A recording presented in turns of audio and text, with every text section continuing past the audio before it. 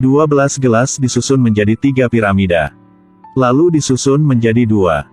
Kemudian disusun menjadi 1. Setidaknya berapa lama waktu yang dibutuhkan? Rekor dunia adalah 4,753 detik. Pria ini telah berlatih menyusun gelas selama 10 tahun. Impian terbesar Kao adalah memecahkan rekor ini. Pada usia 17 tahun, rekornya adalah 7,62 detik. Pada usia 22, dipersingkat menjadi 6,91 detik. Pada usia 24, ia mencapai 6,23 detik. Saat-saat penampilan luar biasa di atas panggung yang dia dapatkan. Semuanya berkat jasa pacarnya Jay. Karena dia biasanya berlatih di rumah. Ibunya sering menyela prosesnya. "Nak, turun dan berkendara ke tempat lain. Tidak ada tempat parkir untuk pelanggan. Kamu harus berlatih, biarkan aku lakukannya." Pacarnya bernama Jay selalu yang pertama muncul untuk membantu Kao menyelesaikan semua masalahnya. Ketika Kao berusia 28 tahun, dia mencapai 6,145 detik. Hanya lebih dari 1 detik daripada rekor dunia. Kao memutuskan sudah waktunya untuk mengambil satu langkah lebih jauh. Dia dan Jay membeli sebuah rumah besar. Di dalamnya ada ruang latihan terpisah. Sekarang dia tidak perlu lagi takut diganggu oleh ibunya. Pacar yang lembutnya juga membantunya mengurus pekerjaan rumah. Sehingga dia punya waktu untuk berkonsentrasi pada latihan. "Jay, jangan mandi. Jay, jangan menyiram." Akhirnya, pada kompetisi cup stacking yang baru-baru ini, ia menggunakan waktu 4,733 detik untuk memecahkan rekor dunia. Tahun itu Kao baru berusia 30 tahun. Dia memiliki kekayaan dan ketenaran. Dan tentu saja menjadi idola semua pemain. Dia juga menjalankan kamp pelatihan cup stacking. Hari-hari yang berlalu bisa dibilang cukup menyenangkan. Tapi hari itu pihak penyelenggara tiba-tiba mengubah peraturan. Kali selanjutnya, pemain dapat mendaftar secara online.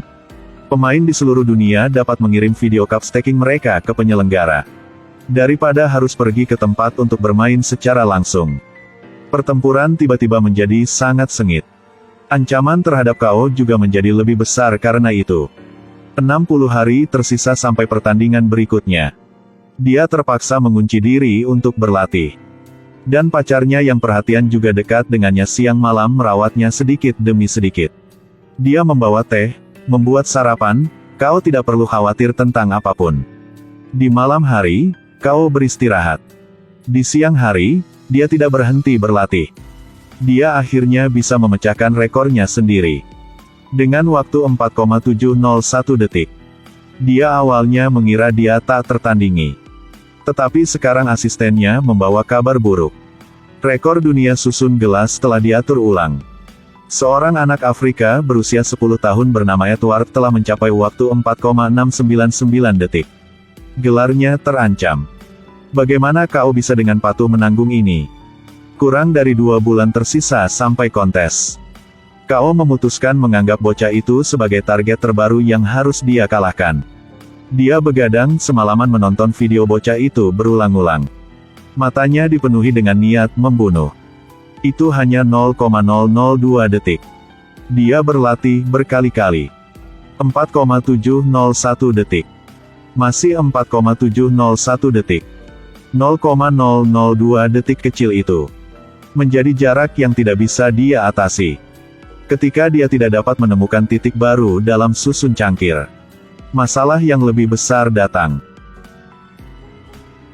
"Jay, jangan mandi." Walaupun sudah menunggu lama tapi tetap tidak ada balasan dari pacarnya. Kao memiliki firasat buruk.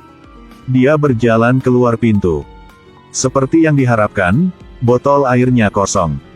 Pakaian Jay juga tidak terlihat di lemari. Pacarnya yang patuh tiba-tiba menghilang dari dunia. Anggota badan Kao kikuk. Pompanya terlalu berisik. Dia tidak bisa berlatih dengan tenang. Tapi dia tidak tahu cara memperbaikinya, jadi dia hanya bisa membeli yang baru. Tapi kata-kata teknis yang digunakan penjual itu, dia tidak mengerti sama sekali. Lihat di konter penjualan ada lebih dari selusin jenis pompa dengan semua desain. Kao menyadari bahwa tanpa Jay, dia sama sekali tidak mampu mengurus dirinya sendiri. Semakin banyak tugas, membuatnya tidak bisa berkonsentrasi pada latihan. Kecepatan tangannya menuruni bukit tanpa pengereman. Akhirnya turun menjadi 5,987 detik. Dia tidak bisa menerima kemundurannya sendiri. Hari itu di hati Kao panas seperti api. Tiba-tiba dia melihat seorang pembersih kamp pelatihan. Dia menyelesaikan masalah pompa air dengan mudah. Tanpa berpikir panjang, Kao langsung memintanya datang ke rumahnya untuk bekerja. Bagaimanapun, yang penting sekarang adalah fokus pada pelatihan untuk mengalahkan Edward. Pada saat ini telepon Kao berdering. Dia mengangkat telepon. Peneleponnya adalah anak laki-laki Edward itu. "Kamu pecundang. Kapan kamu akan muncul? Aku akan pergi mencarimu. Aku akan mengalahkanmu. Semoga sukses ya."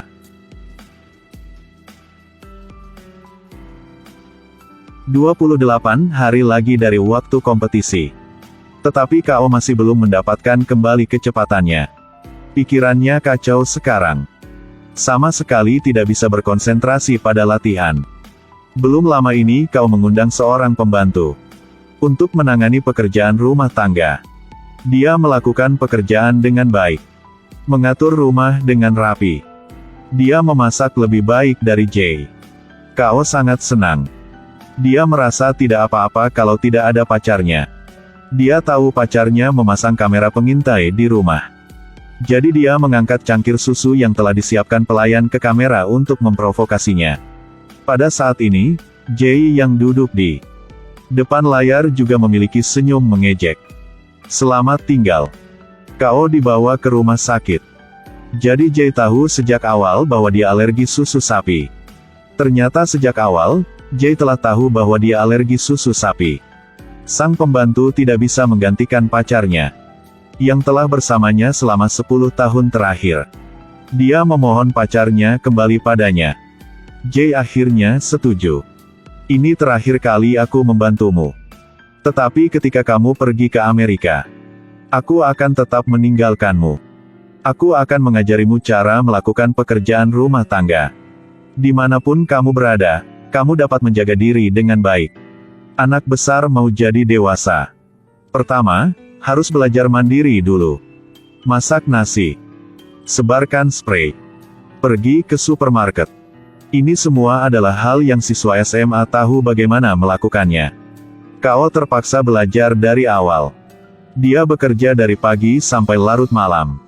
Pada saat dia menyelesaikan semua pekerjaan rumah, dia sangat lelah sehingga dia berbaring di satu tempat.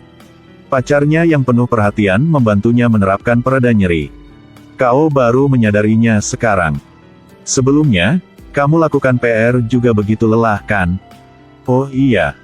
Kalau begitu, bagaimana kamu menyelesaikannya?" "Sakit hanya hal biasa-biasa saja." Ternyata, selama bertahun-tahun, pacarnya diam-diam menanggung begitu banyak penderitaan. Kao merasa sangat bersalah. Dia ingin mengkompensasi Jay. Jay tidak membuat Kao menunggu terlalu lama. Dia langsung mengeluarkan surat kuasa untuk menjual rumah, dan ingin Kao menandatanganinya. Dia ingin menjual rumah besar ini. Karena rumah ini awalnya dibeli oleh keduanya. Tentu saja Kao tidak setuju. Bukankah dia melakukan seperti itu yang bermaksud putus dengannya? Dia marah dan berkata dia lebih suka menyerah susun gelas daripada menyerah hubungan ini. Jay tidak punya pilihan selain mengatakan yang sebenarnya. Dia dulu ingin membantu orang yang dia cintai mewujudkan mimpinya. Kemudian merawat anak-anak bersama. Tetapi lambat laun dia menemukan bahwa di mata pacarnya, gelas bahkan lebih penting daripada dirinya. Kao selalu menganggapnya sebagai pelayan. Dia bahkan mengubah kamar anak-anak menjadi ruang latihan. Impian Jay adalah memiliki pasangan hidup, bukan anak besar. Karena Kao tidak mungkin membantah kata-kata pacarnya. Jadi dia segera membakar surat kuasa dengan korek api. Tapi pacarnya sama sekali tidak khawatir. Karena dia telah lama menyiapkan rencana B. Karena segala sesuatu tentang Kao diurus oleh Jay sendiri. Jadi bahkan kartu identitasnya ada di tangan Jay. Jadi surat kuasa ini mudah ditangani. Cara Jay melakukannya membuat Kao tidak sempat bereaksi. Pacarnya meninggalkannya. Karpet lantainya bahkan terbakar. Pria berusia 30 tahun itu bahkan tidak tahu cara memadamkan api. Satu-satunya yang bisa merawat anak besar ini hanyalah ibunya. Karena gembok rumah ini sudah diganti pacarnya, Kao harus kembali ke rumah ibunya untuk berlatih. Hari itu, mengajaknya pergi ke sebuah kuil. Kao awalnya berniat duduk di kaki gunung menunggu ibunya. Dan omong-omong berlatih menyusun gelas. Tetapi ketika dia melihat sosok ibunya, dia tiba-tiba membeku. Dia masukkannya ke dalam tas, dan mengambil tangan ibunya selangkah demi selangkah menaiki tangga. Kenapa Bu tidak memberitahuku kakimu sakit? Tidak terlalu sakit, mengapa harus ganggu orang lain? Kenapa Bu berdoa? Itu semua tahayul. Aku tidak berdoa untuk diriku sendiri. Tapi untukmu, Nak. Aku ingin berdoa agar kecepatan susun gelasmu akan menjadi lebih cepat. Kao tidak tahu bagaimana menjawabnya. Ternyata orang yang diam-diam berkorban untuknya bukan hanya pacarnya tapi juga ibunya. Jika kamu merasa hidup ini sangat nyaman, pasti ada seseorang yang sedang membantumu menangani semuanya. Kao memutuskan untuk membawa harapan ibu dan pacarnya. Dan menunjukkan dengan baik di kompetisi tahun ini. Hanya ada 20 hari tersisa sampai hari kontes berlangsung. Tapi Kao masih belum mendapatkan kembali kecepatannya sebelumnya. Waktunya masih berhenti di 5,1 detik. Dia masih belum menemukan perasaannya sendiri. Dia bahkan tidak mood untuk pergi ke kelas dan mengajar anak-anak. Pada saat dia merasa paling sulit, seorang siswa yang duduk di sudut melihat kesulitan yang dia hadapi. Suasana hati Pak sekarang sangat rumit dan bingung, kan? Bagaimana kamu tahu? Gadis itu mengeluarkan ponselnya. Membuka video menyusun gelasnya.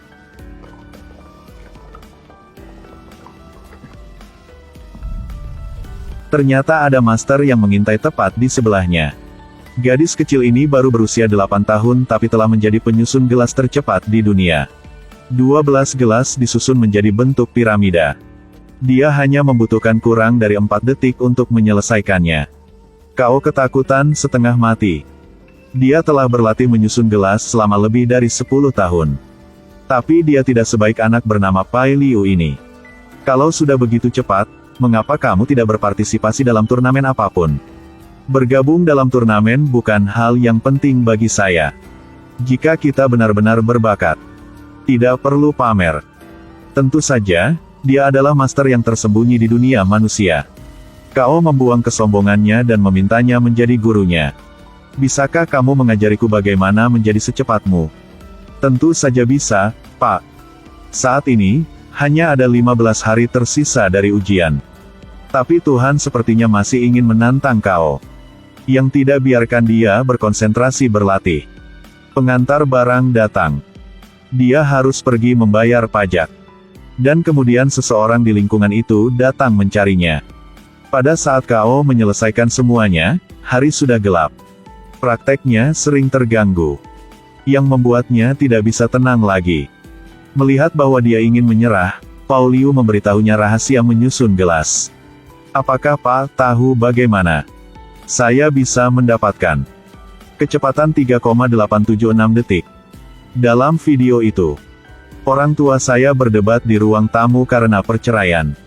Dan saya di kamar tidur menyusun gelas. Ini pertama kalinya saya melakukannya dengan begitu cepat. Kao tiba-tiba mengerti. Sejauh ini, dia paling takut diganggu. Hanya bisa berlatih di lingkungan yang tenang. Tapi Pai Liu bukan seperti itu. Lingkungan yang bising tepat waktunya adalah tempat baginya untuk menjadi luar biasa. Gadis kecil itu mengubah tekanan menjadi motivasi. Dia berubah penyusunan gelas menjadi alat untuk melepaskan emosi. Dalam keadaan normal, tidak mungkin menghasilkan kecepatan yang luar biasa. Pada saat ini, Kao juga telah menyerap filosofi itu. Tepat ketika dia akan pergi untuk susun gelas, Jay meneleponnya lagi. Aku telah menemukan pembeli rumah. Minggu depan mereka akan mengirimkan uang. Kami resmi putus sekarang. Akhir dari hubungan cinta 10 tahun memberikan pukulan terakhir bagi Kao. Tapi kali latihan ini, tatapannya berubah. 4,69 detik. Dia telah mencapai kecepatan Edward tetapi masih tidak berhenti. Gadis kecil ini ingin merangsang potensi Kao.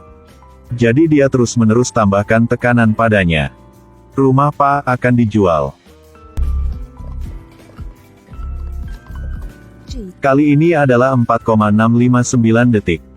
0,05 detik lebih cepat dari terakhir kali. Sekali lagi. Prestasinya telah meningkat. 4.629 detik. Tinggal beberapa menit lagi. Kontes akan berakhir. Kecepatan Kao semakin cepat. Kamera juga bergetar. Bahkan debu-debu pun bergerak. Hitung mundur 30 detik. Kao berusaha untuk terakhir kalinya.